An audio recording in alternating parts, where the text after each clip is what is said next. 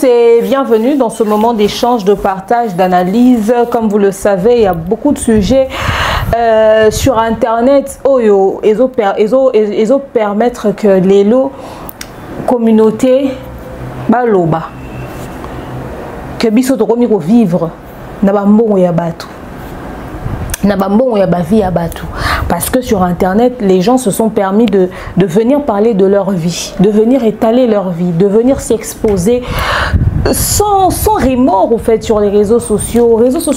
Et comme il y a un règlement de compte, il y a un rando, il y a un marabo belé, alors aujourd'hui, à l'heure où je vous parle, l'heure est grave. Oui, la famille. L'heure est grave parce que les personnes que nous prenons pour modèle, que nous appelons abusivement influenceurs, vrai visage na bango et comme ici Kobima. On voit que ces personnes n'influencent pas positivement, au contraire, elles influencent négativement. Mais surtout, important à savoir, c'est que ils sont influenceurs sur les réseaux sociaux, ils nous influencent sur les réseaux sociaux, ils influencent la communauté par leur manière d'être sur les réseaux sociaux. Mais dans leur vraie vie, dans leur famille, ce ne sont pas du tout des modèles, ce ne sont pas des exemples à suivre. Le savez-vous que Ebele Baza ou Baza Balé quitté au Bakolo Banga Naza, je prends ma soeur comme modèle, je prends ma mère comme modèle, je prends telle personne de ma famille comme modèle, mais sur les réseaux sociaux, influenceur. Mais dans ma vie, dans ma réel, dans ma famille, personne ne peut les prendre comme modèle ou comme exemple. Nous allons parler de l'affaire Maria Tumba, particulièrement de sa famille. Nous parlerons du mariage de Sheila, maman sociale, grande sœur ya Maria Tumba. Oyo, belle famille na eba yo kaniba kangisa, petite sœur na ye Jenny, parce que elle aurait manqué du respect à la maman ou encore aux parents de Kani. Donc belle famille et Zinge kangisa belle famille. Et tel que nous sommes en train de parler en ce moment, Jenny est en train d'être recherchée par la famille de Kani pour que ba kangayi. Et dans cette histoire, ils ont fait des poursuites judiciaires, ils ont porté des plaintes, des fausses plaintes na batu pour que ba la kisara que bango ba tolérera bêtise na famille na bango. Et na minute autour ba kangisa ki juju bio oyo des fois oyo pasteur wale sa délivraka ou azaki ex ya Doudou Soupou parce que ba voice segment d'internet ba kangisa ki n'est-ce pas juju bio et juju bio ko kangisa ba kangisi makambo bimi kuna na sima biloko wana nyonso. On va en parler ici. L'irresponsabilité de Kani dans toute cette affaire, l'implication de sa famille. Pourquoi autant d'agitation? C'est parce que Jenny a dit la vérité, mais également dans cette histoire nous parlerons de l'irresponsabilité de la famille Oyo, c'est-à-dire la famille à papa, ya ba famille, ya ba Maria Tumba, na famille à maman, ya ba Maria Tumba. L'irresponsabilité au niveau ya ba oncle, ya ba tante, ya ba chef de famille. Oh, bazo regarder silence en voyant, n'est-ce pas, cette famille se déchirer autant sur les réseaux sociaux. L'irresponsabilité des parents des Tumba, c'est-à-dire papa na maman, la distraction au bazan na kati. Oh, ça que les loba na ba se déchirer, la malédiction qui pèse sur cette famille, les conséquences qui vont suivre. Et sans oublier plutôt qu'il y a une victime dans cette histoire, mais c'est qui la victime en réalité? Parce qu'aujourd'hui, nous venons d'apprendre avec confirmation, avec affirmation que, n'est-ce pas, Jenny elle a été aussi abusée dans la maison de sa sœur. Elle a fait le choix entre sa famille et son mari, Aponi na Mobali. Mais pourquoi Banao Bazo préfère qu'on s'attache à Mibali na bango que qu'on tique à la famille? Pourtant, il y a un adage qui dit que la famille est sacrée. Si la famille pourquoi ces femmes n'arrivent pas à imposer le respect? Il y a Mibali na bango envers la famille na bango, mais Bazo linga famille se plier na ba caprice à Mibali na bango. Qu'est-ce que ces enfants ont réellement vécu? N'est-ce pas? Nous allons en parler tout au long, n'est-ce pas, de cette émission. Et qu'en est-il du silence des autorités dans cette affaire? Depuis que ça passe sur les réseaux sociaux, le CESAC, pourquoi pas, n'est-ce pas, le ministère de la Justice, enfin bref, les autorités compétentes qui peuvent mettre un terme à ce qui se passe sur Internet. Est-ce que la justice congolaise devrait intervenir dans l'affaire de la famille de Maria Tumba? Point d'interrogation. Le silence accusateur de Maria Tumba, c'est de tout ça que nous allons parler tout au long de cette vidéo. Je vous invite à liker, à commenter, à partager, surtout attachez vos ceintures parce qu'il y a à boire et à manger, n'est-ce pas, dans cette affaire. On se retrouve tout juste après. De nos jours, l'hygiène intime est une priorité. Voilà pourquoi Maliane vous propose des produits d'hygiène intime à base des plantes naturelles testés et approuvés dans les plus grands laboratoires dans le monde. Maliane vous propose des thés de fertilité pour hommes et pour femmes, du thé pour bain à vapeur after accouchement pour soulager les maux de dos, gel intime pour hommes et pour femmes, produits pour les règles douloureuses, fibrome, endométriose, polykystie, myome, resserrement du muscle du vagin, trompe bouchée et j'en passe. Vous avez également des produits qui vous aident dans tout autre type de soucis gynécologiques que vous pouvez avoir. Ceinture abdominale, vous avez les protège-slip, les bandes hygiéniques et tous ces produits sont disponibles sur notre site www.maliane.com. Passez vos commandes à travers notre numéro affiché directement à partir de notre site et vous serez livré partout dans le monde. Maliane, pour une hygiène intime parfaite.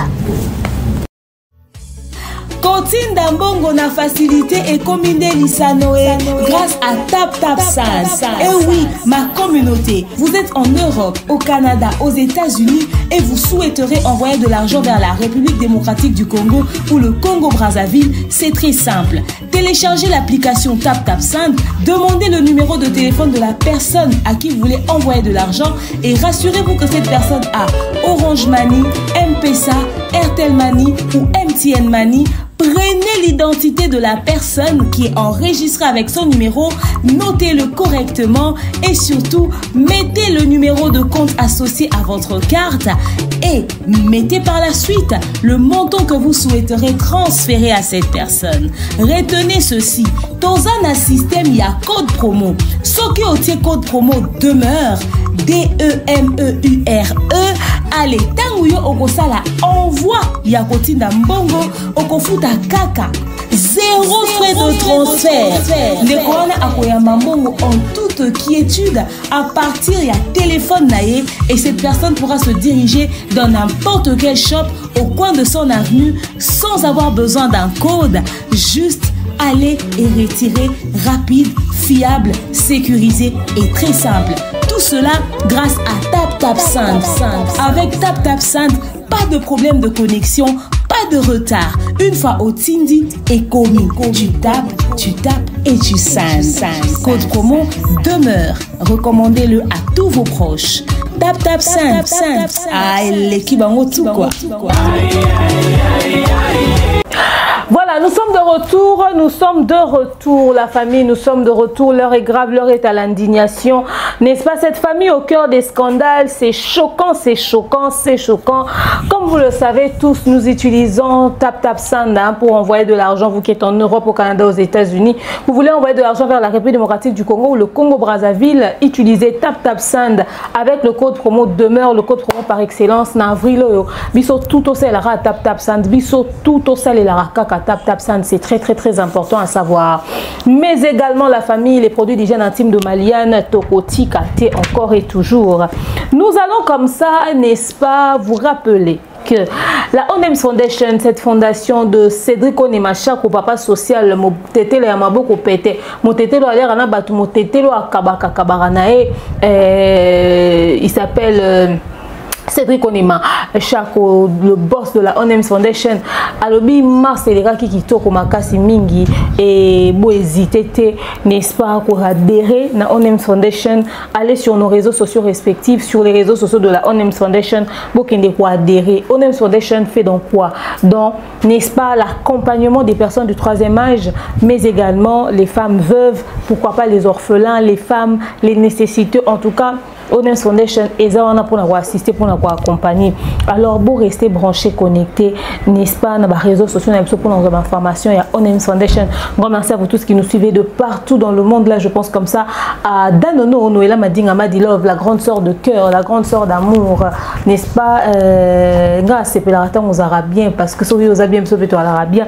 Il y a Noëlla Madinga, ma grande sœur de cœur. Pourquoi pas à maman Karine Kini, de là où elle est, on la salue, n'est-ce pas? Maman Maliane Nambote Nayo, papa Guy Bonpongo, papa Caviar, le sponsor sans produit. Daddy, bonsoir Daddy, bonjour Daddy, tout dépend de l'heure à laquelle vous tombez. Nalibanga Oyo. On pense comme ça à maman Sandra Aguito Kaniki, la douceur, maman Sandra Aguito.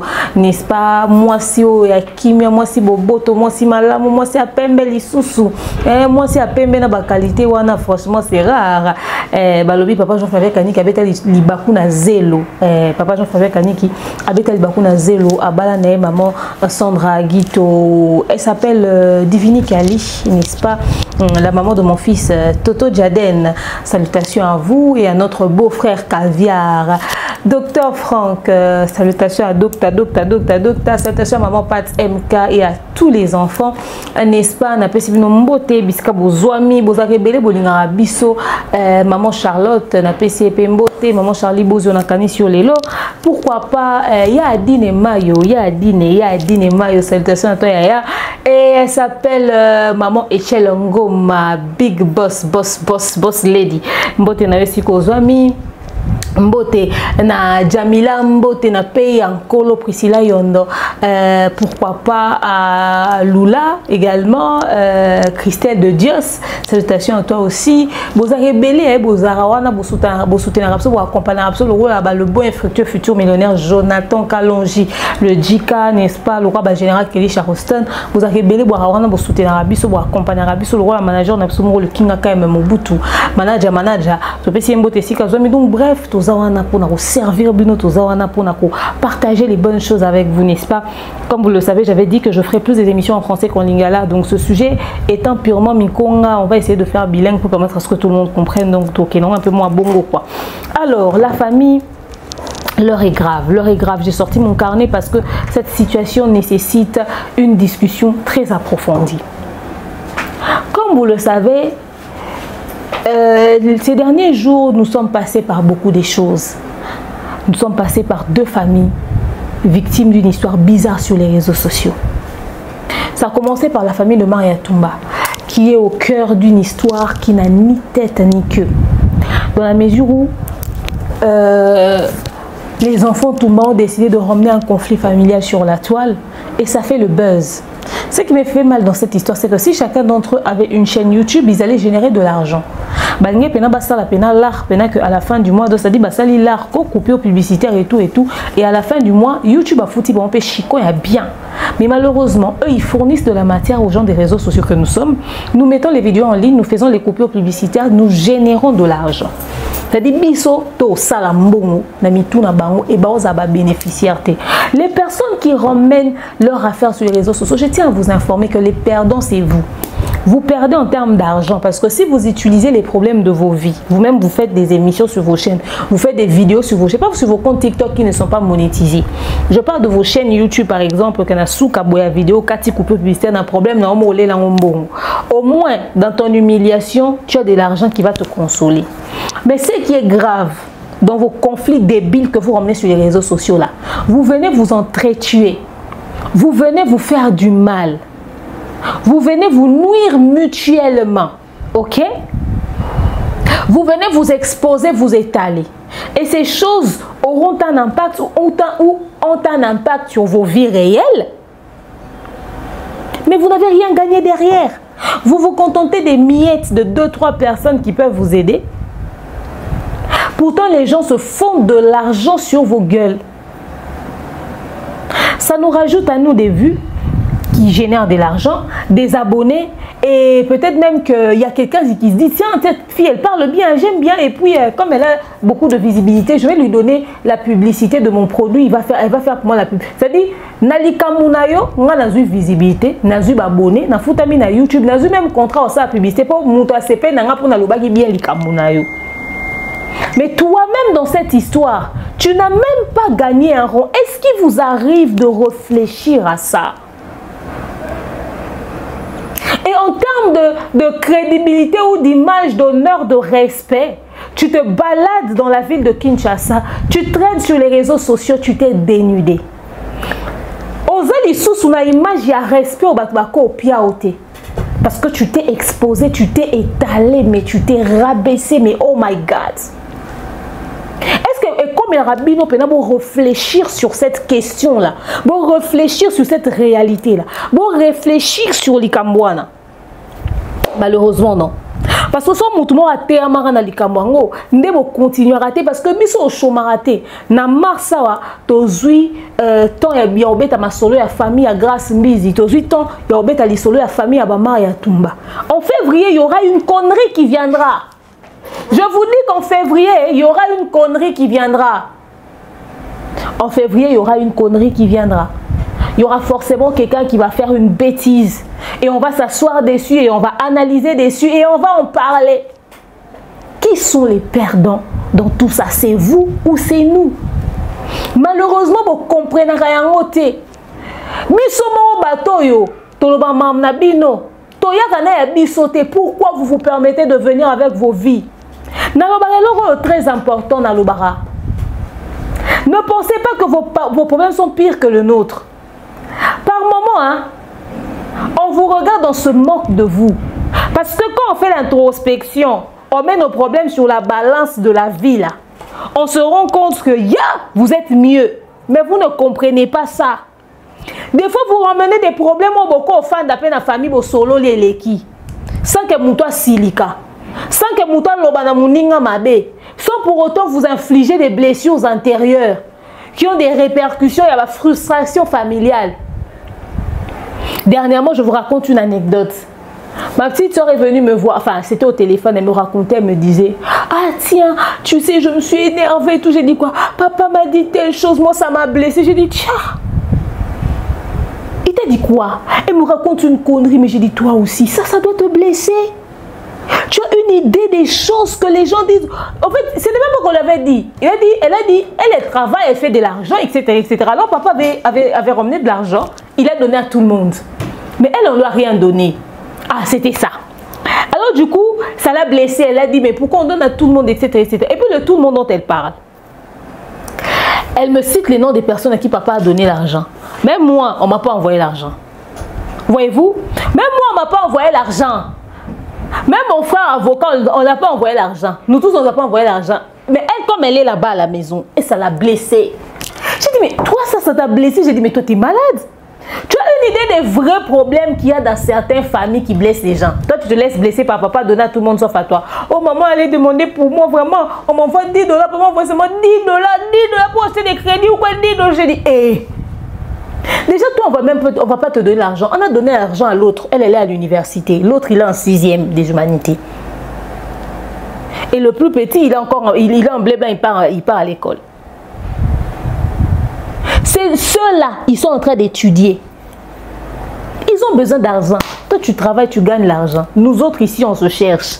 Nous tous, on travaille. Tu veux que papa, s'il a l'argent, qu'il ne puisse pas privilégier ceux qui sont encore en train d'étudier, qui viennent nous donner à nous. Toi, d'ailleurs, on t'a donné, dit, toi, tu vas acheter du crédit.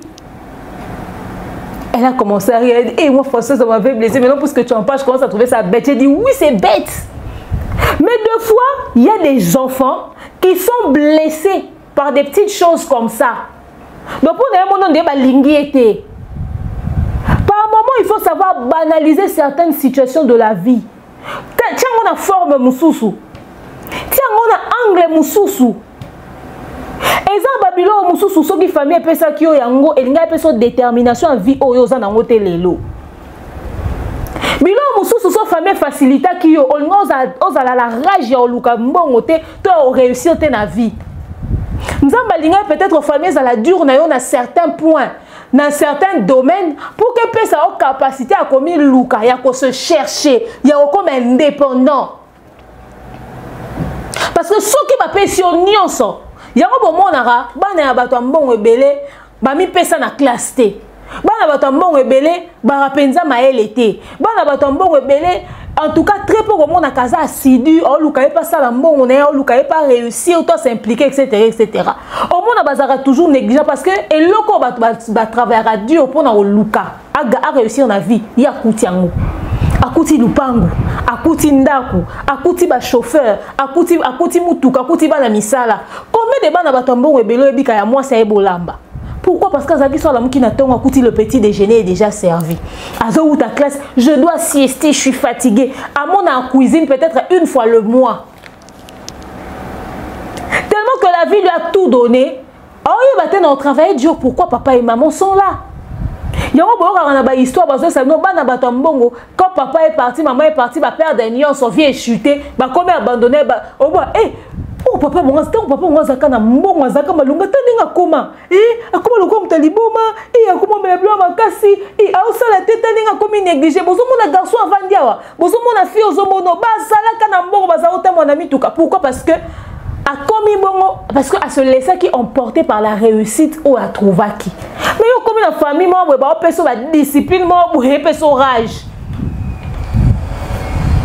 Bana na biso lelo tos n'école ba biso to beta bango te to gangela bango te to benda ba matoi te tande ba okola pourri gâté. Olobi ne likambwe olobi ne likambwe biso to zana temps pour réfléchir sur blessure intérieure. Maman na obeta on dirait à lokota ki on nzela tata na obeta ozongi reta ba biso zonge siko uti ota libanda mulili o mitu na ngo ba lokota nga na famille otoni.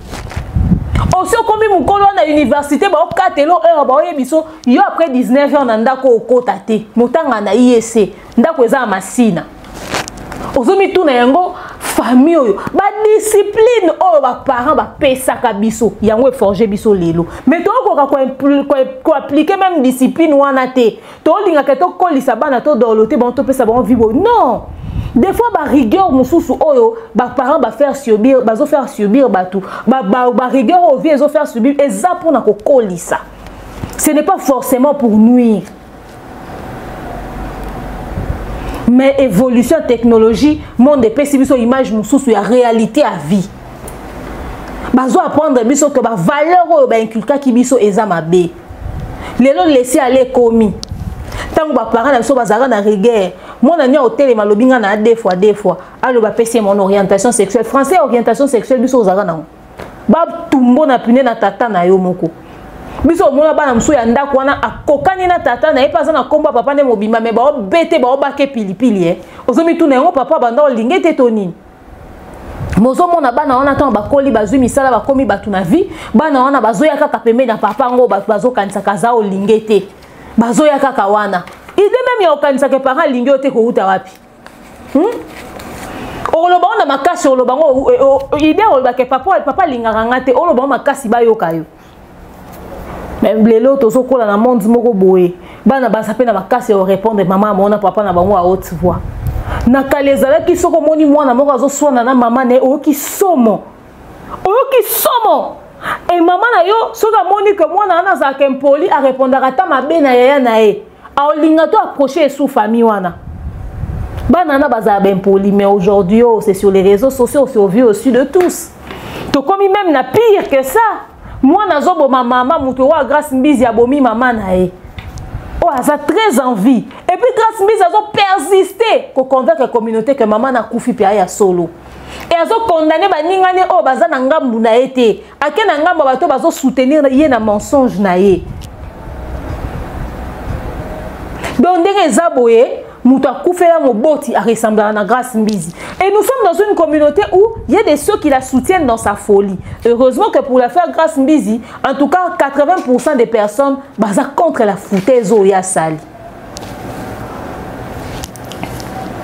Bato ba représentera la famille déjà de manière très sale, de manière très vulgaire, ne ba soutenir Grâce Mbizi. Marso ezaki penza Mars moko na bisibino, mois de la femme, ndenge balobaka, un mois dédié à la femme. Mais ce que les femmes ont fait dans notre communauté au mois de mars. Mais l'image que la femme a représentée au mois de mars, je vous dis ce scandale et salamine au mois de mars. Nous avons assisté à deux images publiques. La sœur Eunice Manyanga qui perd sa mère au Rwanda et la maman nae. Elle quitte le pays à Kepoto, communauté baliba banda qui songi autour. Il y a aucun poto ya sœur Eunice. Oh non, Eunice Penza à Kepoto, yem ta uti okufe la maman etc. Ça signé ba contrat bazana na choite ba ko reporter té. Mais aux autres là que muto yo azaki a uti okunda Penza maman nae. Parce que même temps à quel concert aux hommes que aza la même sœur Eunice ti a ba concert nyonso abetaka. Aux hommes que cette manière de se lâcher qu'elle a l'habitude d'avoir sur scène, elle ne l'avait pas. On sentit qu'elle a limité, elle a retenu, elle a de nature calme, elle est plus calme. Elle reflète l'attitude de quelqu'un qui a perdu un être cher. Quand on a mois de mars, Basi basali makambo somo. Richard Mukoko akufi. Moi na moi sinda ke ko sala désordre na matanga. Mwana mwasi atelemi azofinga bana basi. Ye moko aza ya kalita mabe, mafongoli mungongo po finga batu mususu. Ça dit azui oh yazo ko représenter kalita image azo ko représenter mabe oh nyonso yazo ko représenter lo lenga telemela ki lo lenga zalela ki azola tsango batu mususu kana mois de mars. Moi ça telemi au finga basi mususu à l'occasion de rien. À salir des ordres na matanga e basi mususu bazo ko encourager moi si.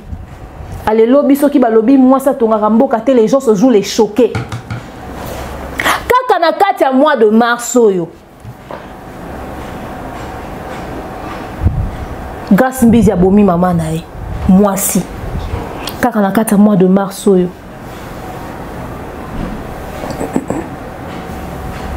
A culpabiliser batata Oscar ba camarade na ye.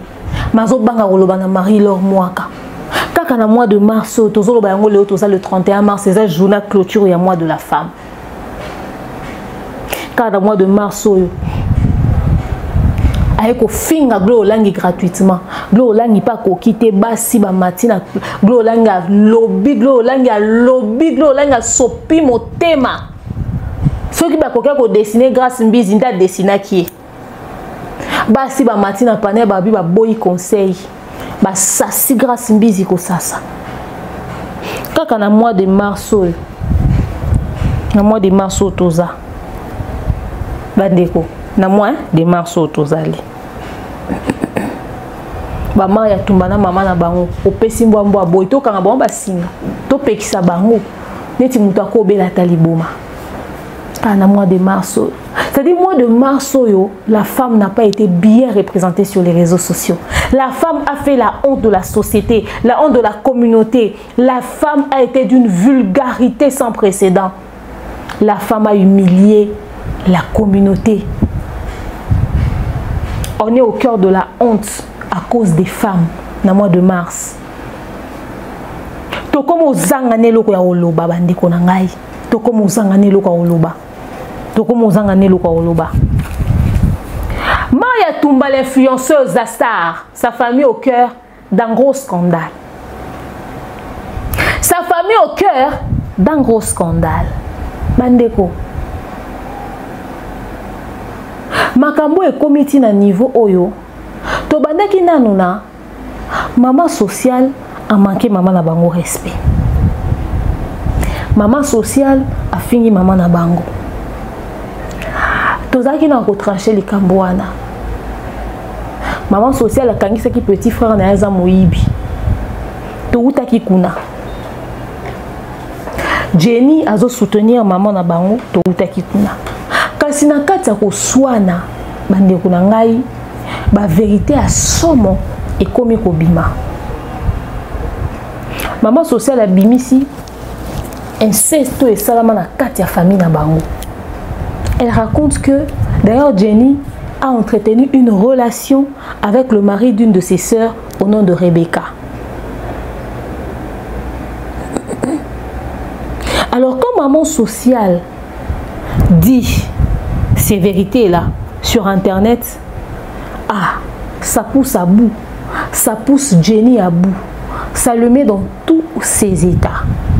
Parce que tant on lit comment on est dans les réseaux sociaux, il fallait qu'ils aient l'attaque et à la locuta. Rebecca a affirmé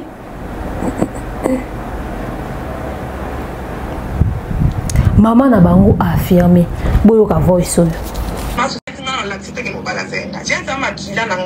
peu importe ma camion c'est comment si elle t'a maquillé mais le coup là y est à balola ma cam y est d'ailleurs vérité ayebi o eleka ayebi sa vérité te j'allais te faire une vérité maman o ebinga bien na ma camion sur le corps gira ngala tikala ko manquer o te ngaso ma camion na ma so na potate parce que maman bal ko pesa nga mu Congo et c'est rêve mobile mutasali nga za mwana yo alisa na mwana bal bal nga na mwana yo et ça ma ben Jeannette na liste mobile en recommande à liste. On va finir Jeannette na liste mais yo piniranga Jeannette auberge ayi pour Jeannette azaka bébé et ça na bano ba simba pour tout le monde a 2 ans 3 ans so simba bozo kanga Jeannette ayaka na 5 ans ayaka na 10 ans pour anya lobati Pour y aller au baratazi, il va les salades 5 ans. On va peine être nasa gente que yenda souffrir. Yenda va finir avec ça mon pas. Ils sont mal on pas la sambo. Car moi c'est la sambo. Allez ça mon pas, on va la sambo. Jeannette dans la foutité, ce n'est que le commencement. On a qu'à voler long à les laka. Il y a 7 mois à l'issa côté la prison. Il y a mal ma belle le belanga va tout en attendant mon touka. Il y a mal ma belle au belanga ta moi. Maman Jeannette dans foutant. Jeannette n'a foutu un an au bar, on tire le long à innocent. Mais innocent, c'est un évan au bimaka. Ce n'est que le commencement. Jeannette n'a ensemble. Peut-être qu'on va ensemble, ça va sortir ensemble, ça l'ex, mon bal ensemble raté.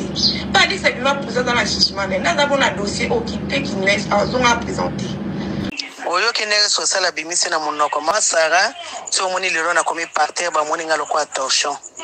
Masara na kenda na dossier wanangai moko.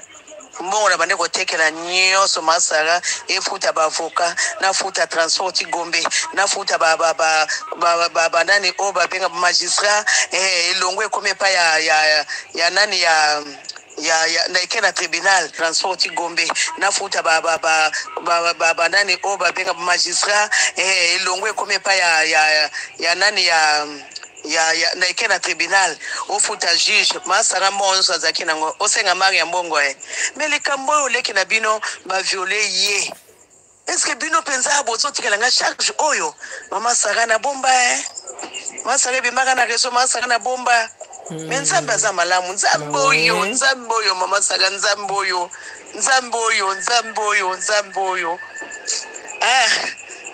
ezala kaka nazala mutema bena mwana bato masara nzoka ndebola mo futaka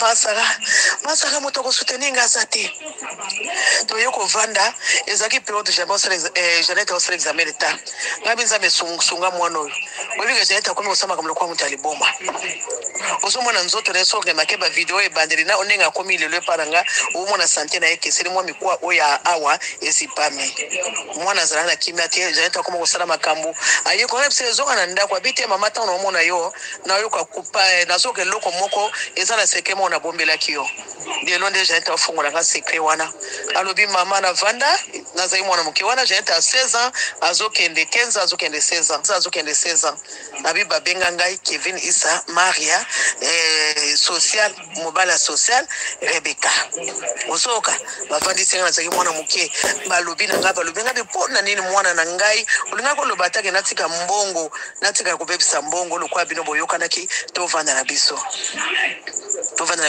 mama. Donc na famille olikabwaso mabongo esalama biso to au fait cette affaire ba outi na ba problème mususu ti to yeko koma na likambu ya abus ba outi na ba problème mususu ti to yeko koma na likambu ya abus. Jenny qui pète un câble, Jenny qui crie au scandale. Mais en pétant un câble, elle s'en prend tout de suite à Kani, le mari de maman sociale. Pourquoi elle s'en prend à lui? Parce que Kani, selon Bango, il est derrière Maman Bébélé au Salama. Et Kani est le mari de leur sœur. Sœur na Bango a au fin à maman na Bango, mais Kani a au salé l'oroté. Jenny a décidé avant de s'attaquer na Kani. Il fallait que na Kani a simbi ba parents ya Kani. Atie bango dans la sauce, aningisi bango na bordure. Famille Akani ba tolérer en côté. Famille Akani ba tolérer en côté. Ba keko poursuivre Jenny en justice. Mais Jenny a yé a tomboki a lelina olela. Parce que quand l'affaire s'est passée, tant bakangisi mobile à Rebecca, Kani social, Maria, na Isaac, Isaac, comment mobile à Maria Ozaranani? Mobile Kevin Issa, voilà, yokanga Isaac, Kevin Issa.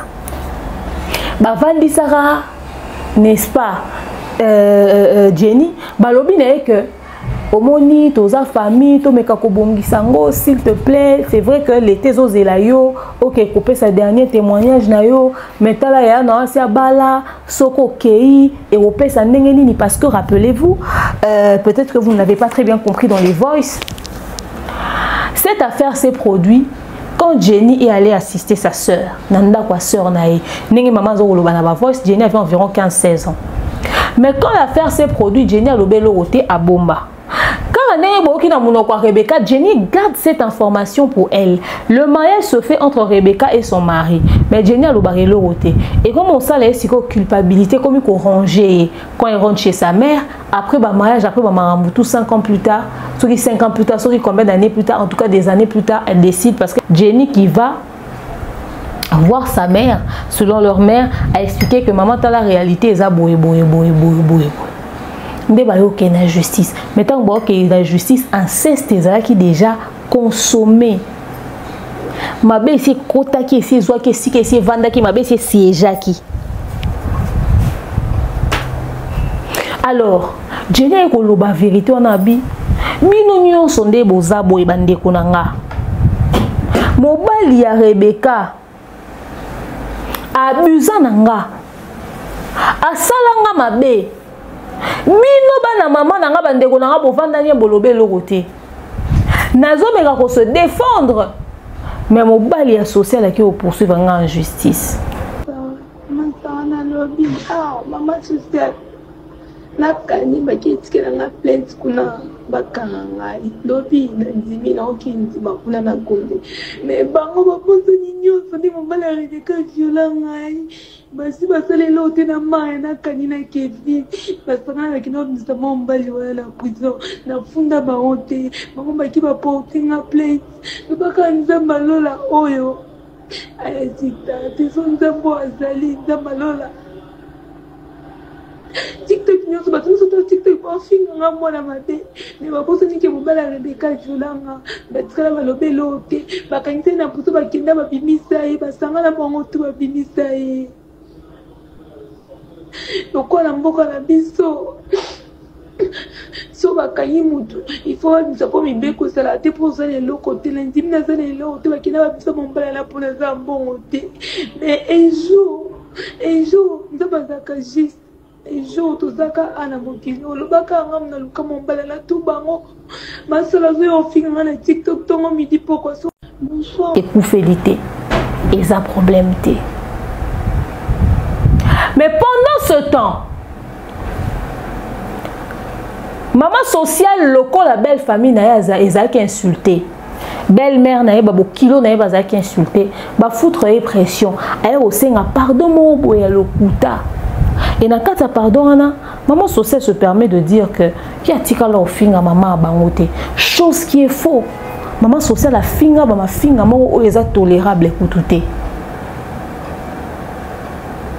Et tellement que moi fille à maman naï donc ça dit mon bal la qui si maman sociale que mes parents va être très précieux ba ko ça na ba on jeter yo finga ya yo ne wo finga mais ndeko na ko finga ya ngati tant maman sociale on ça ba voice déplacer au finga maman naï tant on mata na ba live comment que maman ne respect mon bal ya pembeni mais t'as la leçon ya vie mon bal na l'accepter peu importe le problème familial auto rose na on mutako finga maman abisote même biso mo auto fingete maman sociale ou afinga maman na ena misu ya mobali la kisi mobali a rééduquer mobali a ko porter de une plainte mais oazo wanga na katika la ofinga maman nete boyoka ba propos atena les gars maman na e kata soni to comme ça mbana na yo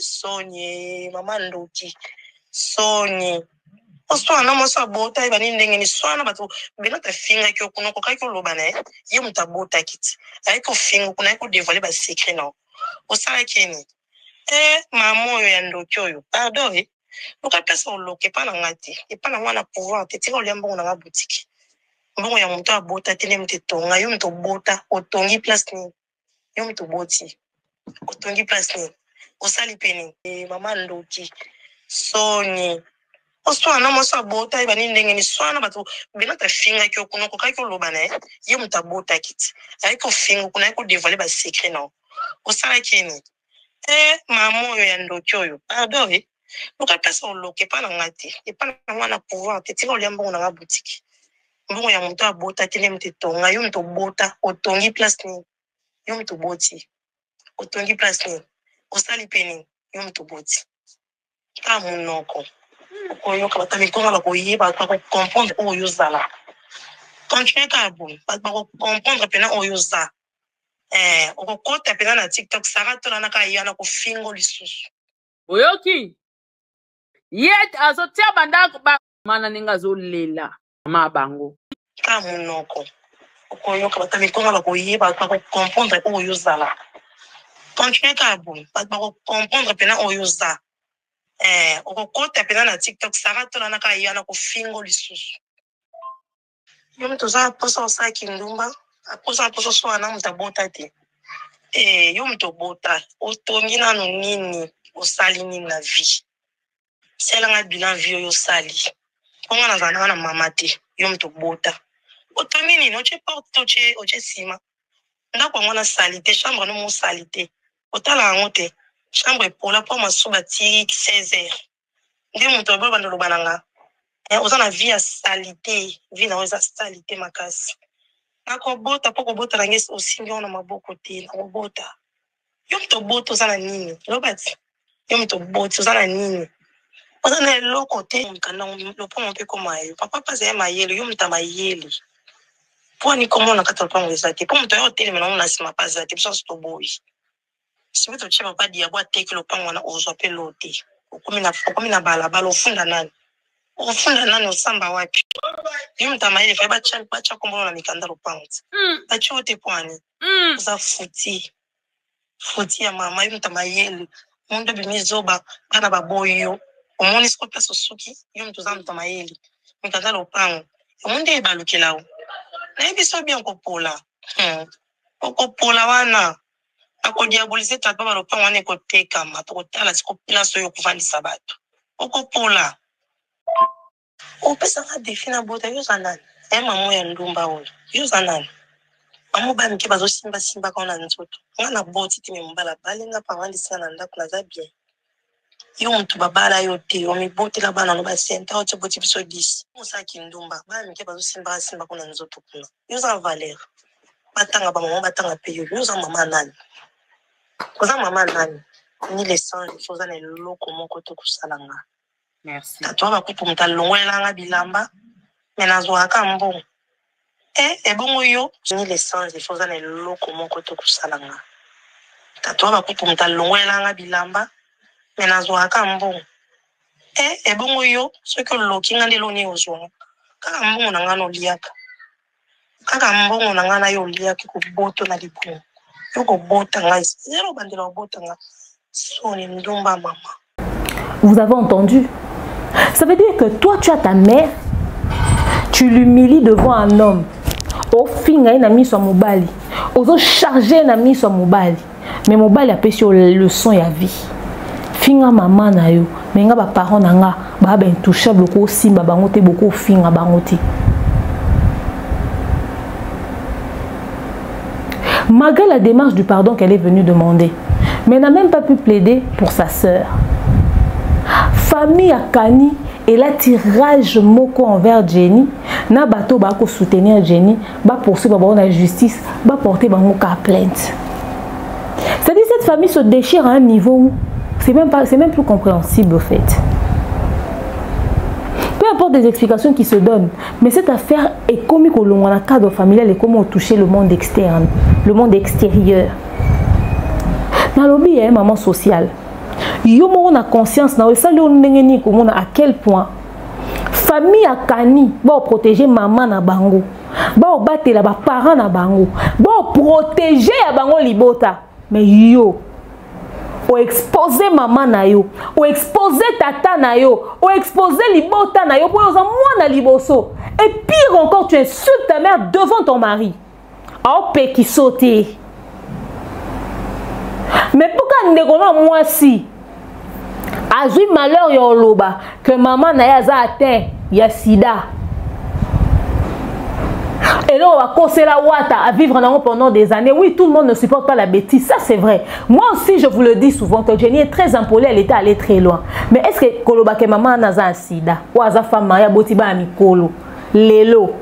On soit un inconnu. Et on les capé vite fait dans les réseaux sociaux. Quand on est dans Baki Jenny, il y a qu'à pardon en public, à retirer ma propos et vous réparer en famille.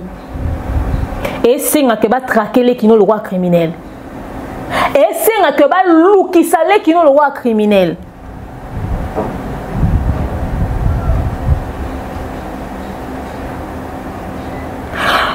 Totia ba voice ya Jenny.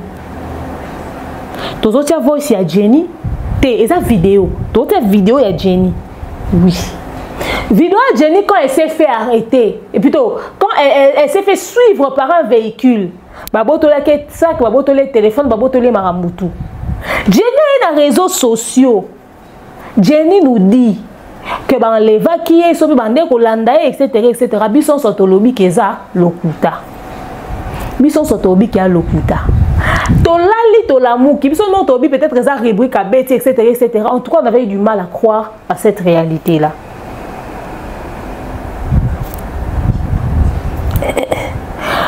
Bato barande Kolanda Jenny. Bato batelemisa ki babotola ki biloko tout. Baza banani. Parce que to komi lobi dimanche to ki arrestation à Joujou Bio. TikToker avant na poto me mikolo aza Kinshasa, assemblée pas pasteur Walesa. Nicolas Zoba en église à pasteur Walesa. To ki Joujou Bio arrêté. Vidéo pe arrestation ne peut mission pe na réseaux sociaux histoire à humilier. Mais Joujou Bio nous raconte une histoire qui nous pousse à reconsidérer l'information, n'est-ce pas, que Jenny nous avait ramené sur les réseaux sociaux. Donc Jenny n'avait pas menti. Parce que bon, yo kalo lenge o arrestation et Joujou Bio et Salami. Suivez. Bonsoir,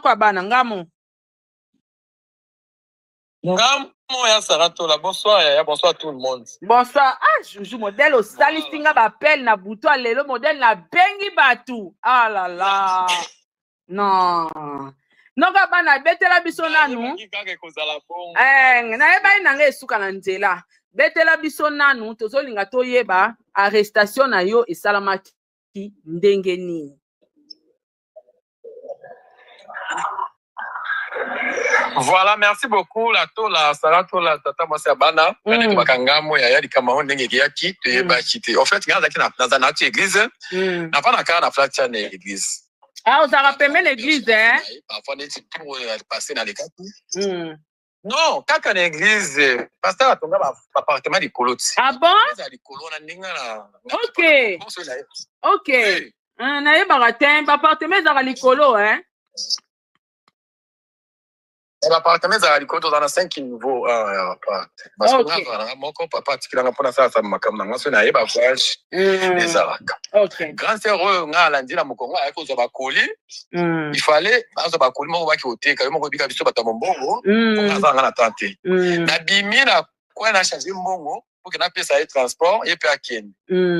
La zaki n'a pas petit, on a mis balai de temps, on a bango, quand on a quoi, na coin na biso kaka église nzoka bango ba ki depuis kala na église afandi pe na église là na bima bon tema batana na landa kanga na bi na ngai te na moni kaka kino mutumo aleki c'est pas petit kate to sali vidéo pe na grande sœur boyaki na e la gina zo transport na kende dans les 19 on a que conduire après na qui n'est pas chimène mingi na ina kota ka na voiture boy maman na moni baye ba trafic ya na minduki papa tra oh le cabo ba benga pas mon cause et aba soda ngai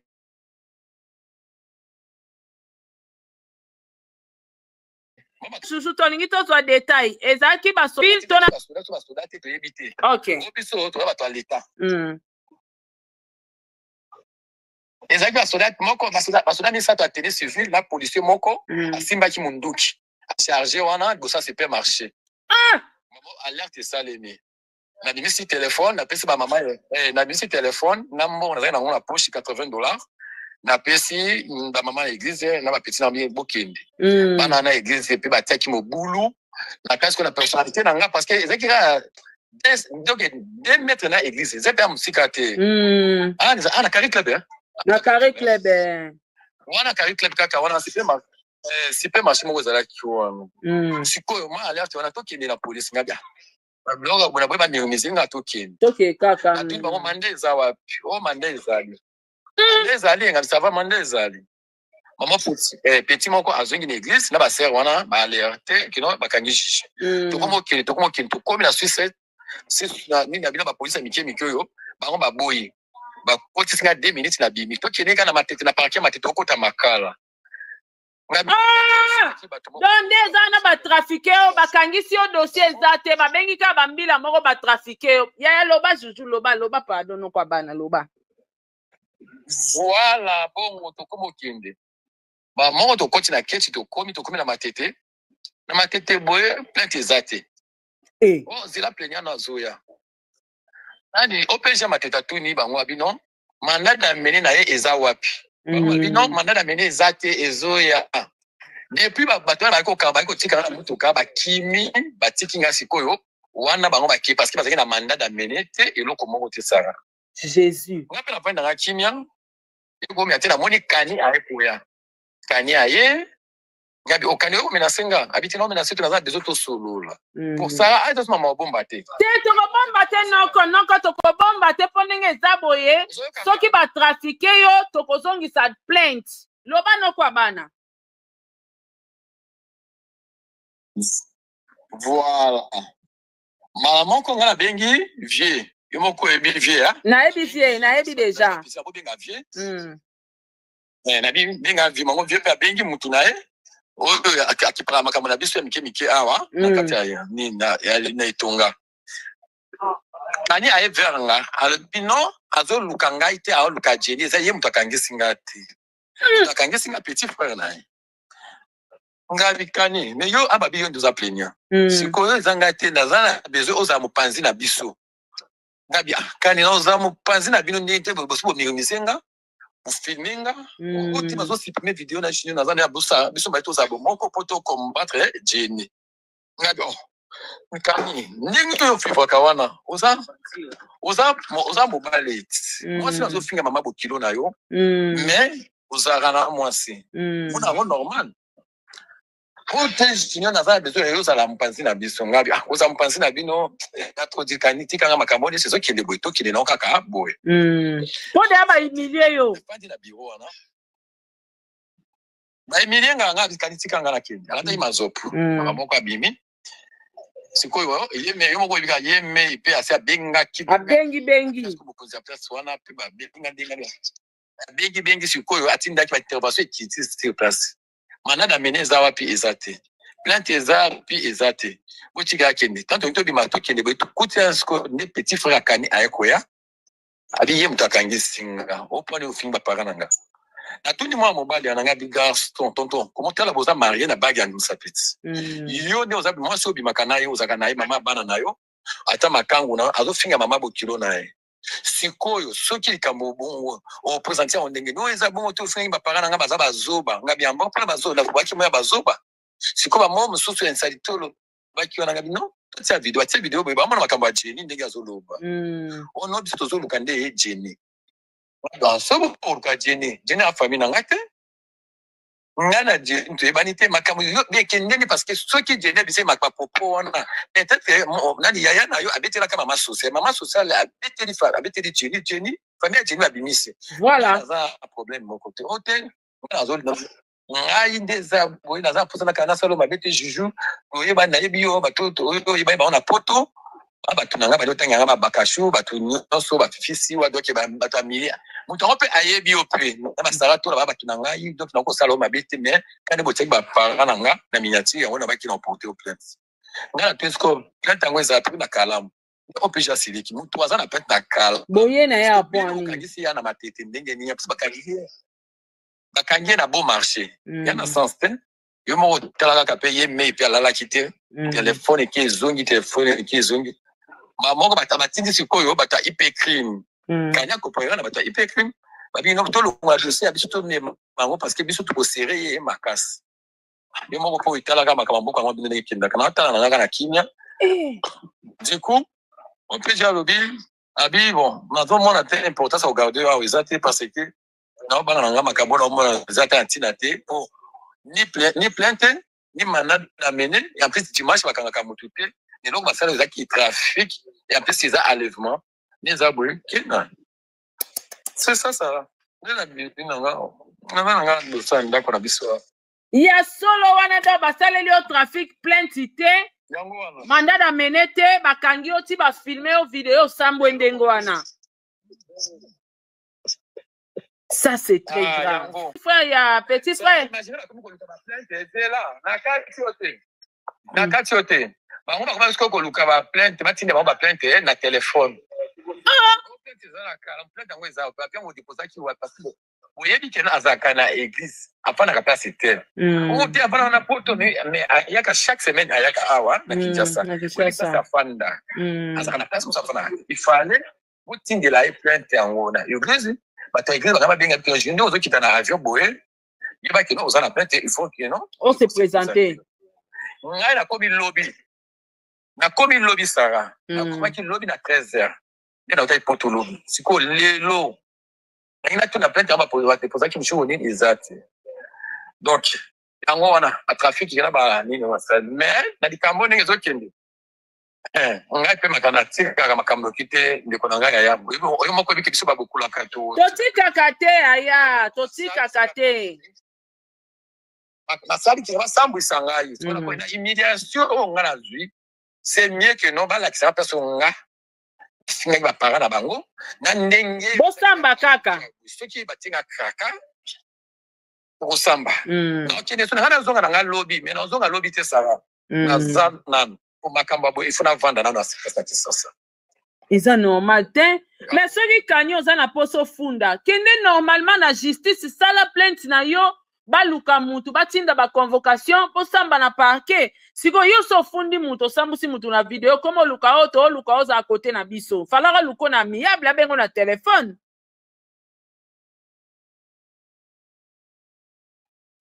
yango ona dans Nova Juja za na libanda. Na libanda. Nova Juja za libanda. Ana libanda ya Juja za libanda nenga zana yewana. Yewana bache munene. Aza libanda. Yewana che video. Batu baka ncho ya banakata kacho. Lakisa bango. Amona fa libanda. Maison Blanche. Ah, ya mawa mingi Sony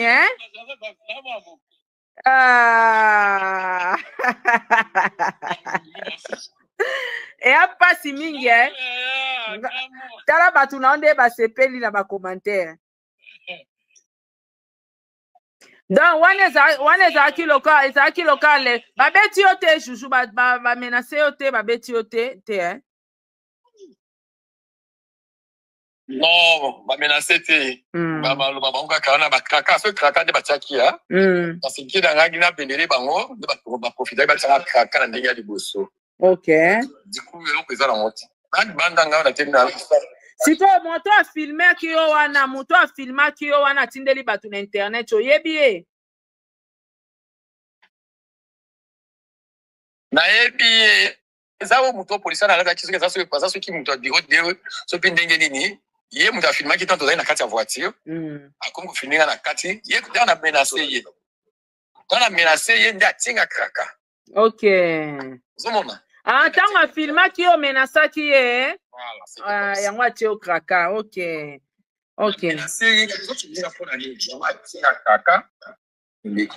siko tango bokomi na parquet bango nde bakoma luka ba plainte na ba téléphone ba Sarah. Esike nanu. Comment est la parquet? Tango bolongwe bo marché, boke wapi? La district. C'est parce que les parquets la district. La police a maté. Donc comment il a parquet? Na district. Donc, c'est qui a coopéré qui a joué quelques sodas. A coopéré qui a joué quelques sodas. Mais en tout cas, papa Constant Moutambazo linga makambo te. Toko porter plainte na parquet ya grande instance. Papa Constant Moutambazo boya ba trafic a buzoba oyo. soki mutu asali yo mabe mutu afingi yo zwa ba preuve kende kofunda ye na justice légalement sala plainte na yo officiellement. Oh, ça ngana otika likambo parce que likambo ndenge kieta tata mwasi abana nzambe. Omoni ndenge ba menacer ngabwe. Oh garçon wana wa filmaki nga. Na biloko ba petit en internet. En tout cas na yebi kino to sa bana nzambe lelo papa atei makasi. Apelo to tiki mais na chipo to komi ko imiyenga na ngonga muke. Soki suko papa na ngaza la kawa te ubina zakira ba responsable ya awate nebe ero na lali na kati blogi ba kuba et puis ngola la lokwa zoba ngola na kasho lokwa zoba wana plainte te wana mandat d'amener te balali so lokwa zoba na kati ya kasho polali oui parce que ngoke sara ba makambo na ba ngandi ba kanisa ba tu na ninge kindaka te yo donc ça mandat d'amener donc yo no za no tikalo mona papier na kombo na ote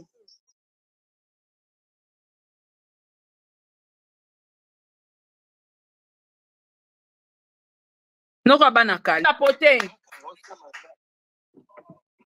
Joujou yo tikali komona mandat d'amener na kombo na ote ata document wana moko na kombo na ote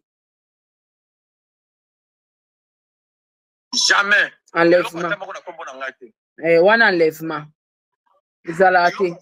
Sarana okoso te nazali bikezi. To vanja na ba fena ozo anubepedi banda pona ke sukola. L'autre côté, nazeka kanela mba oyo. Ata papier mon côté. Izaka nduki na krakandi na monaki.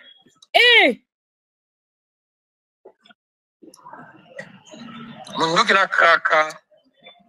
Mais makambo yo en tout cas noko bana kotika te. Kotika te, loko plainte ezalaki te. Parce que ngana yebi so ba funjo na parquet, ba tubayo kanga loka baba ike dossier neza na parquet akala mufala iba agent ya parquet akala munde ba kanga bazara na tenue civile.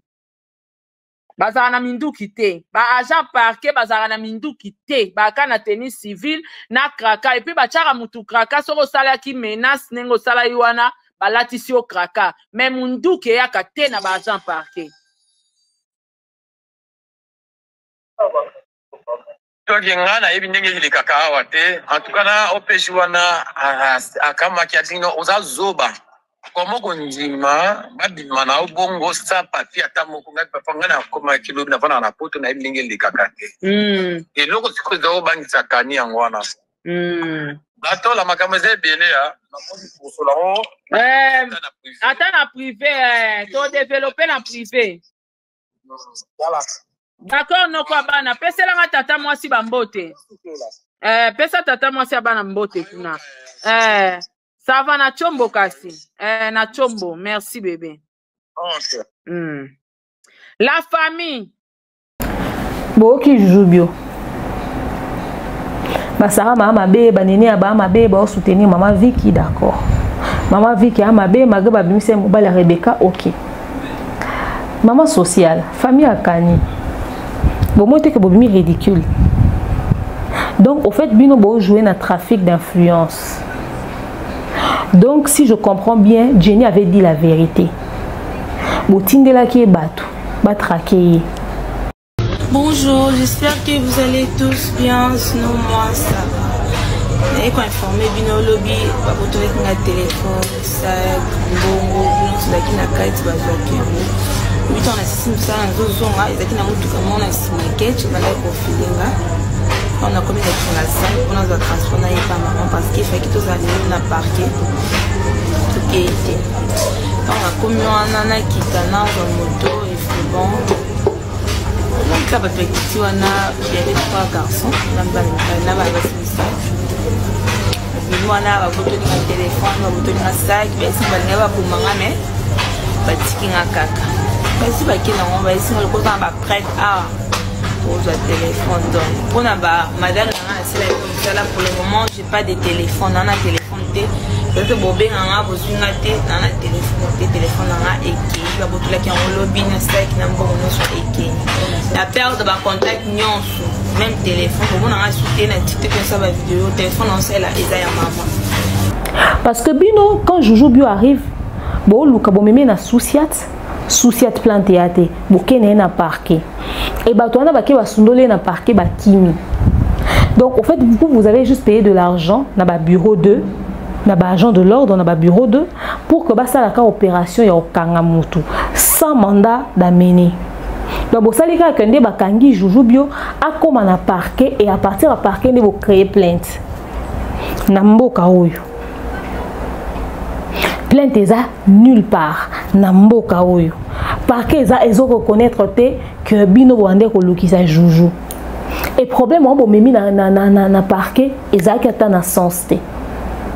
Beaucoup qui constituer ba fête ou ko incriminer juju pour kazala une arrestation arbitraire à ce point.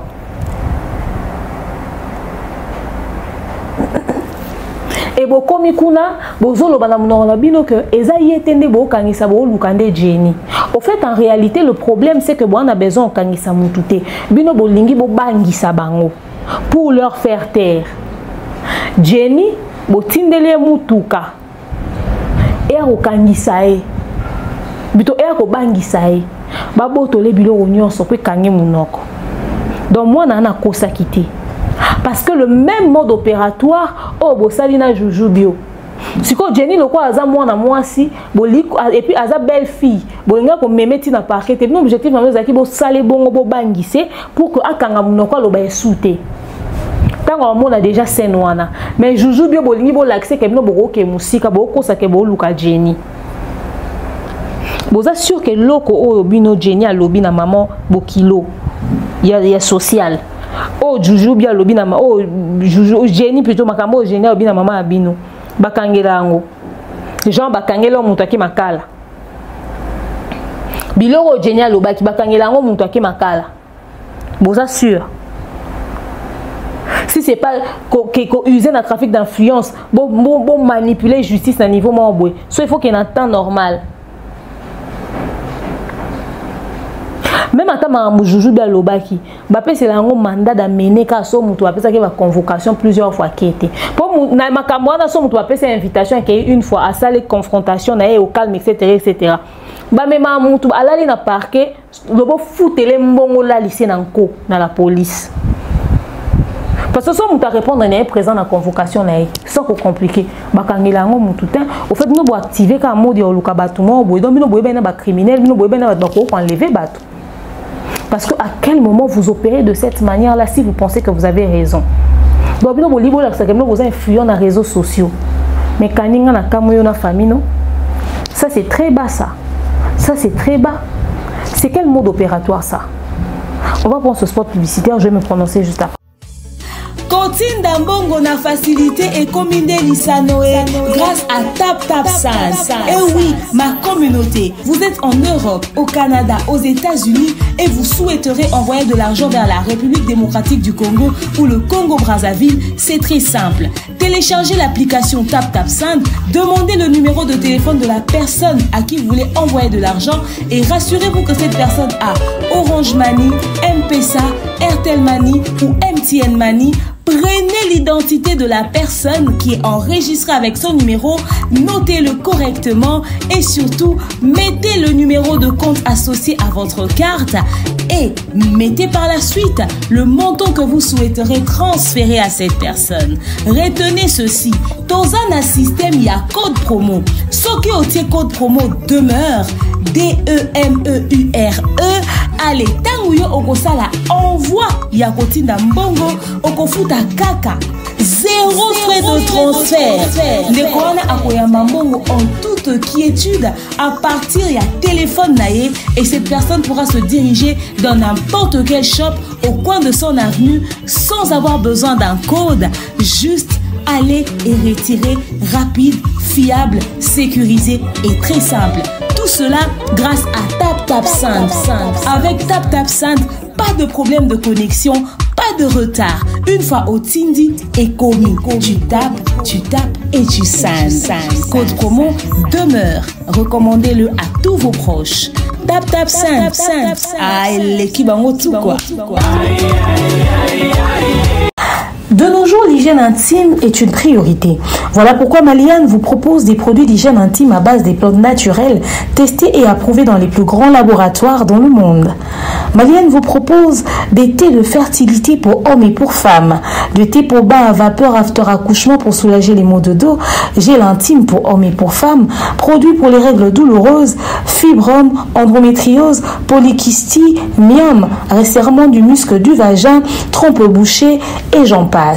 Vous avez également des produits qui vous aident dans tout autre type de soucis gynécologiques que vous pouvez avoir. Ceinture abdominale, vous avez les protège-slip, les bandes hygiéniques et tous ces produits sont disponibles sur notre site www.maliane.com. Passez vos commandes à travers notre numéro affiché directement à partir de notre site et vous serez livré partout dans le monde. Maliane, pour une hygiène intime parfaite. Maman sociale, au monde est ridicule. T'as là bas jeu belle famille comme ça là. Moi j'appelle ça un jeu. Pour la nini maman sociale, tu n'as pas coupé court à cette affaire. Bah joujou bio bah soutenir Jenny na maman na baon parce que bino bo manque na maman na yé parce que bino bo manquer maman a bino respect. La meilleure façon de faire taire les gens des réseaux sociaux, c'est de stopper l'hémorragie. Yozamon Aliboso, comment tu n'arrives pas à te lever pour aller vers ta famille, trouver un climat de paix? Dis à ta mère, ceux qui bo potana bino na bino en famille, mais makamwane ko toucher belle famille na yote. Ati na moi si Jenny, azonga na réseaux sociaux retirer ba propos na ye pona yo obatela libala na yo. Je pense que ce bouquet d'intérêt et humilité, vous êtes trop orgueilleux, vous tous. Personne n'est humble dans votre famille. Parce que ce bouquet d'intérêt et humilité, au comme quitte pas maman, à s'imposer sur Jenny pour me quitter ça devant yo. Bouquet qui a beau réparer une belle famille. Comme ça, vous tirez qu'on continue qu'on règle le conflit na bino en interne. Parce que vous êtes un mambo ça là. Beaucoup mettez à niveau qu'on manigancer mensonge moroboy. Qu'on manigancer arrestation. Est-ce que vous avez vu qu'on est comme enlèvement? Parce que si Joujou Bio veut, à quoi retourner situation, à quoi porter plainte, à quoi retourner situation, à porter plainte contre Kani, parce que bah Koutani na Kani de face. Kani oza mukolo mo amobali, boza pe na adresse ici ka Joujou aza logé. Au lieu de porter plainte, pour na nini tant on va na pas cause ba o te na lingi de to solo la pour na maman. Pourquoi Luka qui est de faster? Dès que tu as la émission, tu as une émission, tu as la vidéo, tu as une NT. Parce qu'à la base, tu as un problème de traiter, tu as un problème personnel. Na minute tu as Joujou comme il a un problème personnel pour ici. Pourquoi tu n'avais pas cherché à contacter Joujou? Tu lui dis écoute, je veux te parler. Tu as la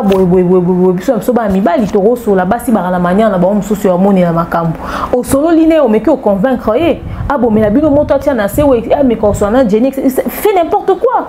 Pourquoi prendre une aussi longue procédure ya okene na ba tournure ya oluka ko komati na niveau ya okena justice. Na minito pasteur Walesa ndazo ko héberger Joujou. Bo bipe bana pasteur Walesa so baba nani na mboko. Et ngo lobate ke bazo au-dessus de la loi. Vous pensez maintenant qu'après l'affaire Maya Tumba, bino bogosa la mutumo aza pemé na pasteur Walesa likambolo bino pe simbi. Vous réfléchissez qui t'es ou quoi? Yo Kani oza na poa ko le pasteur Walesa na mboko.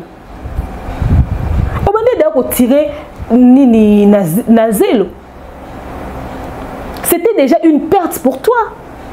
Vous pensez que cette procédure-là d'arrestation, il y a un que bino bolingi maman abino, so bolinga ki makasi, so bo respecter ki makasi yo nanu Kani ozwa mwasi na yo social bo ke comme kosola na maman nani Vicky bo kiti na se bo mi kiti si en fait bozo mi kiti te pour ana raison. Bo mi kiti ka pour maman pour éviter scandale dans les réseaux sociaux. Parce que même famille no finga ma pour yo koti na belle famille ma bé.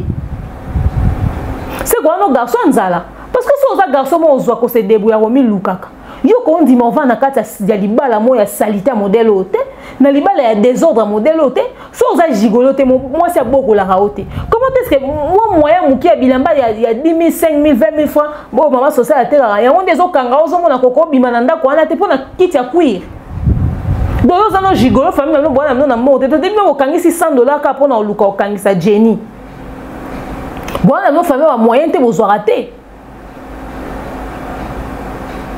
parce que ça mobile s'imposaka moi sinon on continue ba conflit na la famille te continue na réseaux sociaux parce que so makambo comme ti na niveau maman vie qui parle lokoti ya eba na adopter ba sara na réseaux sociaux et ça pour na bino yo na moi sinon gérer makambo mabe parce que mobile a une autorité na ndaku mobile a une autorité na ndaku ana moi a dire moi ça ko ça ba bêtise musute mobile a une rigueur o apportera 10 francs na ndaku moi ça ko ça ba connerie musute. La femme fait n'importe quoi sous tes yeux au point où ce que tu gênes à Ebeka ko finga famille na bino c'est que famille na bino c'est que na ndenge ba yebeli yango ba yebi ke bona no famille malonga te so qui pena gêner a zu pena risque pour netingane na boy pour na zo risque ya toucher mutu mo boy c'est que na yebi na déjà que mutu na na toucher c'est que ça na malonga te à l'instant où likambo e bandi yo za ne loko lobate ba parents ba victime à irresponsabilité na yo parce que yo koka ko se permettre te au fan da ke sika maman sociale au finga maman na yo zawana ali o ngola saka o lingi ya yo maman lingi mingi o kangisa mutu nyonso o toucher maman abino siko bane ba mi ridicule bane ba perdre mbom bane ba dépenser parce que mutu akenda ko porter plainte nda futa mbom mutu mema mutu na justice nda dépenser mbom. C'est-à-dire, on l'équipe ce week-end na yo, un dimanche. Pour des histoires que vous pouvez régler avec maturité en famille. Or, déjà, démarche à l'arrestation, et puis, bon, on a monokobino, bon, lukande Jenny. Il bino, bon, luka Jenny, n'amboko. Avant, na nini kunat. Na mikonga. Boke luke na mikonga na ndako mama na, Boke luke na mikonga na ndako mama, ne botike les plaintes wapi. Et puis, vous avez sonité. Vous avez sa petite soeur, moi, sinon, moi, je suis bon la justice. Et yo, que la justice, la belle famille, et puis, ma balle, elle est là, sans moi. Donc, bino de bois, bois, na noko ya mikolote, ba konva na famille, ba solo là. Yo, zo ke kangi sa belle famille, la justice. Et puis, bon, bon, luka Jenny, malfaiteur, criminel. Au fait, donc, bon, la sake, bino nyo sonde boza boy, kamwa nana Jenny, a réussir ya ko traumatiser bino. A zangisi bino kimia. Or, yon a ajoyoza nango, batou ba bengo papa kani po amukolo, ma vie ki yo ba presque génération moko. Boa ne karsuka une année 2 ans do boa baninga. Logiquement na ba ajwana, sagesse il faut ezala ro ba nenya o régler ba blo amikie boy. Jenny a tambusa bino mutu boite. Na réseaux sociaux kangisi mutu. Mais on doit ridicule. On doit ridicule. Maintenant regardez le résultat. Regardez le résultat. C'est un manque à gagner en termes de temps, d'énergie et de tout. Tu as tout perdu. Tu as perdu ton temps, tu as perdu ton énergie, tu as tout perdu. Tu n'aurais même pas dû. Tu n'aurais pas dû. Bon, ça là, en fait, vous vivre dans la communauté, vous comprenez qu'à réseaux sociaux, il y en a les qui n'ont pas tambola par-ci par-là. Vous portez mon plainte alors. Plainte à Sarah Toléoya. Plainte à Nani Oya. Si vous vous respectez assez, vous n'avez même pas sous content de se prêter dans la besoin. Et yo maman sociale, au côté si belle famille na bouzo ba pona conflit familial na bino. Au côté belle famille na bouzo ba ozo manquer maman na respect mon bal avant di pembeni.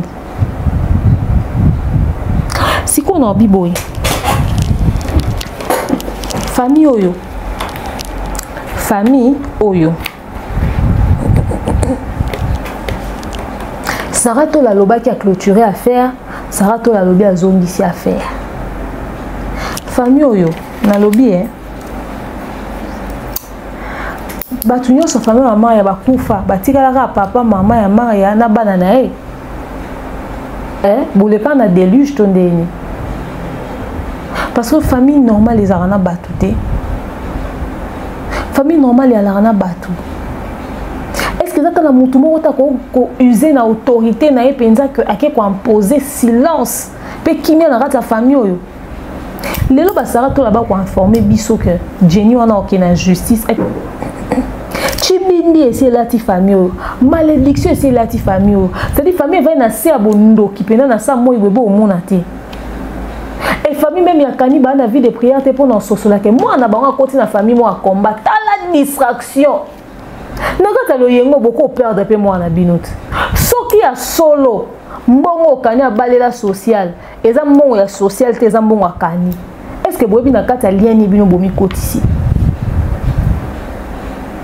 c'est-à-dire mutu monta azan ko sosola na mutu na ya omilo ba que ce qui se passe ici dans cette famille n'est pas du tout normal, c'est à la fois physique et spirituel et ceci aura un impact.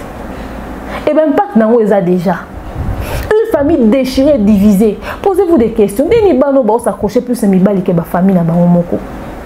Ba mona nini, ba koli na environnement nini, ba ebi réalité nini, lien famille nini ba constata.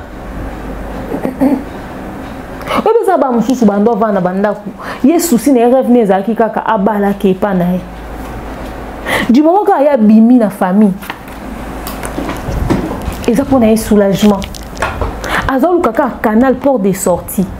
Abima kaka abima nano abima les restes autant aussi ma quelle sorte d'abord. Quelle sorte? Yelo ke bande causer là abima. Abima. Donc yelo mususu te abima. Eza abane belé rêve na bango za babima.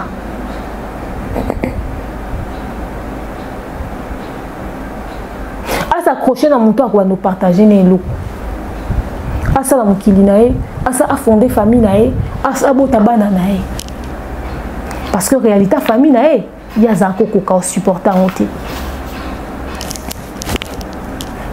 Ces enfants ont grandi dans quel environnement? Qu'est-ce qu'ils ont vécu d'aussi traumatisant qui les pousse à vouloir à tout prix se débarrasser, se séparer de leur famille, à s'accrocher à leurs hommes en fait? Comment est-ce que Moutou a cause ça la choix entre Makila na ena mobali abusé na ndérone, aponi mobali matigi ndérone? Posez-vous des questions. Et ça manque de confiance en soi. Mibali ya malamu bazara olingete asutu keli mobali souci ya obala akake mobali aobanga otula to yebi ke mwana na bango mwasi aza mwana mabe to yebi kindoki na bango famille to yebi ke lemzo zaki na ngonda mvutima ça dit biso moto na balia na biso famille biso moto na ba mvutima na biso famille mobali nanga aneka victime kindoki na biso, c'est-à-dire kindoki na biso et travailler petite sœur nanga Jenny et est-ce et envoûter mobile nanga à commettre acte en réalité en soi yé à quoi commettre en côté à communiquer à victime ya kindoki à famille na biso parce que cause à la bongo père et cause à bongo. Attention, la sorcellerie africaine elle est réelle. La sorcellerie est réelle. Il y a qu'à voir comment est-ce que maman on a tata on a basangana ba onyo soba ki na libala pour la lisola maman on a papa na chiba we cause la te chiba we za soki ba pese mbon libala pour to maman na sali kindumba na ndawa libala bino yo social aux impoli maman na sali kindumba te pour azaki marié azana loi kutu somba azé marié abanda luka vie dès azana ndinga za otambola na so akutene na tonton moya bien zwaki ye et l'homme sous vie qui a passé à côté il y a l'opportunité mibale belé pour boter mingi il y a on a bobotaka avec réflexion bobota bibota botate le roi ba pondeuse to ba bien remplir la terre ezaki exclusivité à mutu moko te tikila pia tumusu babota vi kelinga ka bimana ndaku ya tatu ya tatu tumba ndenge ni na bana 10 na ngazwa ye et puis nde bobota mi wana bomona ke bolanda na penza bwana bekara ba 2 ans une année 2 ans nini 10 mutu ana 40 quelque même pas 45 ans ana 10 bana. C'est la kangisi bino na intervalle à combien d'années? Donc même yemoko amitié qui na position il y a délivrance té parce que tinanga bande ko bima libanda bino so boko kana mutu ta aya olobake o moko azaya papa na te bino nyoso bo ndenge moko mais tant ozo luka pe porte de sortie, c'est-à-dire azaka luki porte de sortir à bimi libanda et tout ça, après azongi a boti mwana na tatu tumba. Yimo ami kangaki ezaki ndumba te, ezaki ba porte de sortie. Mais ma vie qui en passant, yo finga mindumbe pa mwana no poza oke melanae. Poza oke seke beleke nae, poza osakana nae. Opesa ki mon opportunité mona kwiti na yo. Amona bo senzi na amona bozoba na. Parce que tango anda oke komela, bozo tambola bosa mamna mwana. Le musu mobale olingo mwana omona. Le musu chéri na zaro ya wana ya bande ko mona. Et puis aomona ke mibale on bazako ya vers yo baza pe mikolo makasi te. Aomona le musu pende ba osimba yo. Yango pesi mwana opportunité ofinga o. Basaka masano sika mona mwana te. Basaka masano sika boko meno oke komela yo na mwana ndeni ki copine ngo boko mayo na mwana ndenge ni. Donc so ba tu comprendre la sorcellerie dans quatre famille oté. Lolenge no mama na côté là na libala. Lolenga vandeli na libala. Na mobali yango bala qui fait 10 enfants avec un irresponsable. C'est-à-dire il y a liboso ko to botia qui pété mais yo pesi esu ya mibale, opesi. Il y a une question qui revient. Pourquoi maman Vicky a l'air de ne pas aimer Maria? Batuba obeta li solo ba olobaka Maria subati na âge à 17 ans. Supposons que c'est vrai. Et ça maman moko Maria ba dysfonctionnement morobo. Et puis ils avaient aussi ba traumatisme mémoire na viva. Babi Maria baza obete. Balongolele na bilamba. Balongolele na bilamba babeti. Babi Maria bande ko bete makasi yango mana mama bango baza oyo kana penza mingité. Moi je pense comprendre pourquoi. Maria za deuxième mwana ya maman wana. Peut-être que tant à côté libala, a boti mwana liboso. Elle est comme une temps Maria mwana mibale. Maria peut-être azalaki grossesse non désirable.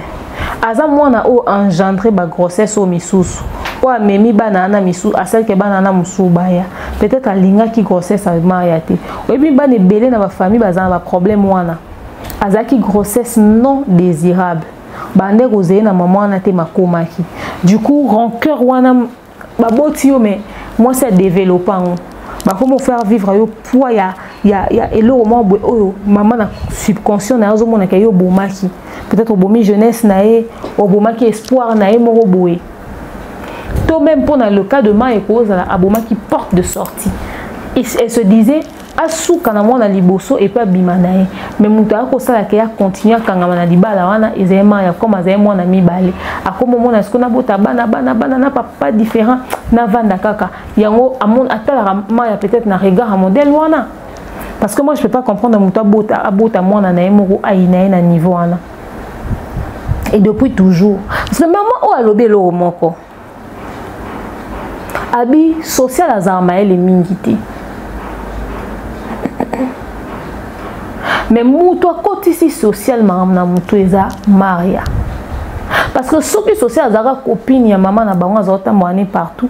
Copine azaki et plutôt social azaki peut-être aveuglé na copinage azaki na maman bango. Mais Maria a une facette mususu ya image ya maman bango.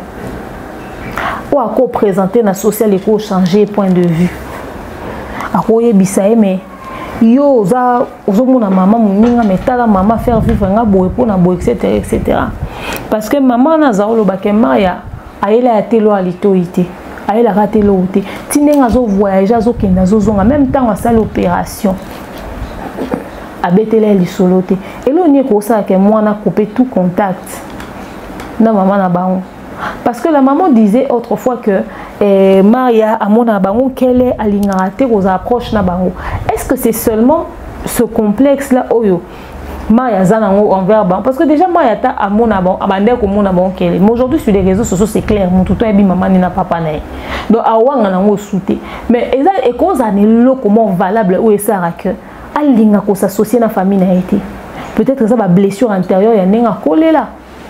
Toi zara ne ka mon amon ya muté à ma bébanda kalatika alors c'est en train de vie na été et comportement na été plutôt influencé par agissement à maman bango. Pour ça bana musu bota mana mo bulu mo ya mabe. Et maman oyo koyo kaye ko beta masolo à Maria. On dirait payer problème na majeur eza Maria. appelle en rage à Maria Makasi, pas seulement parce qu'elle fait maman sociale miso, mais pour animer ya Melina pota na lokolo et sali bambula. Nous tete musala zora na blisida. Nde pota ne silate. Démarche nini maman Maria sala pour na opération libumu ya Maria na pona pota wana ya lokolo ya Maria. Ye moko maman wana à se démerder na niveau ni pour na lokela mona ni ana solution. À sondola se démerder na ba pota na ba bilo on est à s'en sortir na oye moko ou quoi? Pourquoi une jeune fille a fait autant d'années avec une telle plaie sur la jambe? Pourquoi, à quoi était due cette négligence? Bah problème bon au cas quand tombé tes soir maman me zappé na papa. Pourquoi papa n'a pas le cas solution té? Pourquoi bah ça là appel à l'aide té? Biso mona na ba Molière wana et na ba famille yo ba na situation difficile. Il y a maladie, il y a opération, bah na mbongo te ba leki na TV ba yo ça l'appel à l'aide. Bazoyo ka sonité. Au monde a baké va opérer pe moi na ngo to pa luki pe solution pe zoami ba tie libiso en pe retour. Apparemment cette dame là et Maria, il y a une autre histoire encore plus lourde. Donc maman au hasard n'a pas problème au fait na banane. Pire encore, l'inconsciente de chez la maman sociale, nous avons sali erreur, tes erreurs, t'es pour nous avons sali erreur, mais est-ce que vous avez chez la mutaze inconsciente? Parce que nous avons bâti moins dans les la famille. Il faut te dire que quand Dieu m'envoie aîné d'une famille, c'est pas pour rien. Dans les aînés, Dieu a mis des capacités qu'à tirer dans mon souté. Mais Sheila ne comprend pas ça. Sheila se permet de dire que malgré papa n'a l'ongolele bilamba a maudissaé, mais yé a continué à kakusimba mbongo. Donc bana oyo yé Sheila n'engazana tata n'a l'ongolele bilamba donc yé kani avandi aoyuka que Sheila mona bulumbo papa na ye. Ezate que papa na l'ongolele bilamba zana kuitite a l'ongolela ki yé bilamba. C'est-à-dire moi no komi na niveau pesi parents no kanda l'ongolelo bilamba. Kanda no komi na niveau ni. Osaki nini po boko na niveau ana. Cette famille est sous malédiction. Cette famille, elle est maudite, elle est sous malédiction. Alors, problème, il y a famille Oyo et aussi dans Internet. Biso to pe saka ba vie na biso, nyonso etika en Internet. Muto ke makala libela ozate ba tutu ba obima parce que c'est vous-même qui avez ramené votre affaire sur les réseaux sociaux. Les sorties médiatiques ne régleront pas du tout le problème qui existe, très cher. La vraie question qu'il faudrait se poser en ce moment, comment comptez-vous mettre fin à cette histoire? Est-ce que vous avez l'autorité va peser de leur poids pour en stopper? C'est ça qui a interpellé ou quoi? Ministre de la Justice et ministère public va se saisir d'une affaire. Est-ce que vous avez un pasteur Moroté? C'est un Nzambe besoin de ton déception qui n'a pas prophétie. Voilà une mission que Dieu vous donne comme ça. Sauvez cette famille. Peut-être que c'est un appel à l'aide. Dieu vous met à l'épreuve. Sauvez cette famille. Faites la démarche de contacter Maria, de contacter Sheila, de contacter toutes les parties en tant que bassin d'Anzambe. Vous vendez ici, on a une réunion. Vous avez gavé biso so muninga no pasteur a sali erreur boye loba. So muninga no pasteur sali erreur boye loba mais pasteur monta ko se porter garant penza a apporter peine à quatre famille a apporter kimia na famille a sangi si ba Dieu so sangi si ba na maman bon c'est dans prière cette famille a besoin de délivrance et ba na besoin d'inconscient. Bazo comprendre que bazo vivre sous la main du diable. Satan a côté pour diviser parce que la Bible dit le diable vient pour dérober, égorger, détruire. Donc Satan a aye ko sala nde musala wana et au sango kitoko parce que ba fongolele ba porte ba passage médiatique maman Vicky ba sara ba komara bana ne libelate ba joujou biono ba obokola maman Vicky libelate ba zo aider ba dépanner. Mais aujourd'hui, ce c'est ça pour m'intérêt à la chaîne là. Yo kasi les lots sont matière à ma casse pour les refaire maman Vicky. Bon, continuons le maman ya tout le monde. Bon, vous appelez na déposant. Bah qui est chargé dossier à Sika. Bah qui est chargé à faire à Sika. Parce que wanande ils ont quoi intéressé ba. bako charger ngo kitoko bolinga te.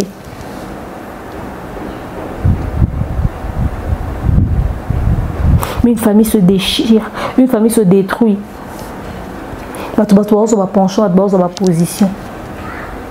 Tout ce qui se fait ne profite pas à cette famille. Ils ont profité d'ango, n'a pas vu, n'a pas nini, n'a pas délire à réseaux sociaux. Même bateau bazoa ko commenter, ba ozango le roi actualité moyenne internet, ba pourtant wa cœur. Je pense qu'au-delà de l'argent, bateau ko apporter les vies, quelqu'un doit apporter la paix. Parce que demain, si aussi Jenny repart en justice, cette affaire ira très loin. Il faut pas ça, cérémonie pour les camons inceste et salamaki. Biloko ils offrent la porte à Liwa. Bana basé exposé. Et ce qui fait mal, c'est que maman boto muto kufa et ça même pas muto à lobaki. Au moins on a na bano nyonso ba lobe na bangolo te ba vandenye moko kufi. Mais bato ba créer les camons, ba otikala. Rachel a conscience Lukan Zambé. Maman parfois a raté, papa parfois a raté. Famille tika la famille. Beaucoup bongisa bo salipe, bo se réconcilier mais mutamta va na quoi nae. Bo bengana quand même pour avoir des nouvelles. Maman vit ki oka moko so akufi.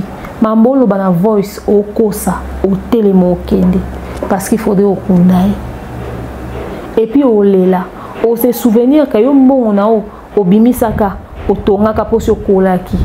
Mais libele na lipa. C'est-à-dire quand la journée bimi, to lipa di bondo, o bateka na changu. Na ebite so ezaka kaka lipa moi di bondo bima ezaka munene bo. A diviser qui on par 5, bolia qui morceau. Ake o luka te kasoke lo onini po bino bolia. Soko comme ko aider maman na bino. Ezaki pour la servitude. Et ça parce que nous avons relève, vous voyez à quel point c'est dépensé pour vous. Je pense que cette histoire nécessite une délivrance, une vraie prière approfondie. Les réseaux sociaux sont sabino et qu'on apporter la solution. Monsieur Nanzama Mouté à Malam, à côté dans les Cambo, à réconcilier famille, justice et aider à régler les problèmes. Parce que dès que comme il y a un niveau routine dans Rabatoubo, cette affaire peut aller plus loin. Merci à vous d'avoir suivi la vidéo. On se retrouve prochainement.